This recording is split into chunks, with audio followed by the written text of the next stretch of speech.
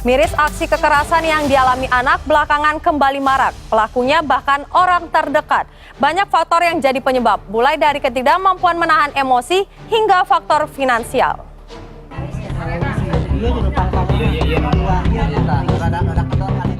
Miris aksi kekerasan yang dialami anak belakangan kembali marak. Pelakunya bahkan orang terdekat. Mereka para orang tua yang diharap menjadi pelindung utama keselamatan anak, dalam praktiknya tak jarang justru menjadi pelaku tindakan kekerasan yang paling menakutkan. Seperti yang dialami dua kakak beradik di Majalengka, Jawa Barat. Kakak dan adik usia 8 tahun dan 7 tahun ini dirantai setiap hari selepas pulang sekolah. Aksi ini dilakukan karena diduga kedua anak kerap mencuri uang orang tuanya.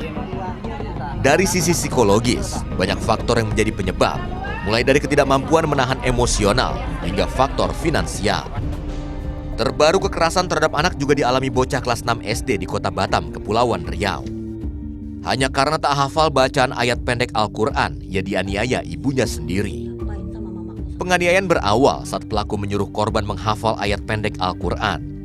Guna bisa menghafal, korban diam-diam memakai ponsel sang ibu saat sedang tertidur. Selang beberapa saat pelaku terbangun dan tidak mendapati ponselnya yang disimpan di atas lemari. Pelaku yang ketakutan menyimpan ponsel korban di bawah bantal dan mengaku tidak tahu saat pelaku menanyakan ponselnya. Kesal karena korban tak mengaku, pelaku pun memukul korban menggunakan sapu. Tak puas hanya memukul, pelaku pun menjerat leher korban dengan rantai lalu menggemboknya. Sebenarnya kalau dari awal anak itu ngaku, saya tanya dia mencuri, dia ngambil barang itu sekali dua kali. Saya nggak mungkin ngelakuinnya, cuma karena dia nggak ngaku-ngaku. Sampai dia berusaha mencari di rumah itu semua barang dibongkar-bongkar. Setelah saya emosi, saya kesal, baru anak itu ngaku. Itu aja terjadinya, Bang. Anak itu siapa, Pak? Asifa, anak saya sendiri. Anak kandung ibu? Iya. Kakak apa kan dia? Kakak apa kan? Saya cuma pukul dia, karena dia mau kabur.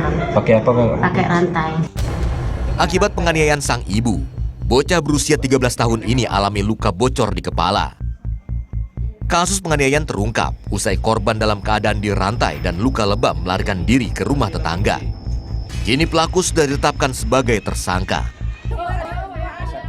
Dalam banyak kasus, anak-anak yang mendapat kekerasan lebih menderita secara mental.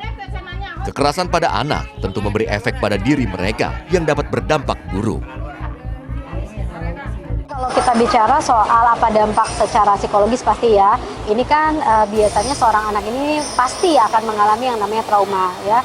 Trauma ini adalah sebuah pengalaman secara personal yang dialami seorang anak akibat adanya tindakan-tindakan kekerasan, salah satunya dari orang tua. Nah, dampak yang bisa terjadi itu bisa dalam waktu yang sangat dekat atau nanti dia bisa ada manifestasinya di masa dia sudah remaja atau dewasa.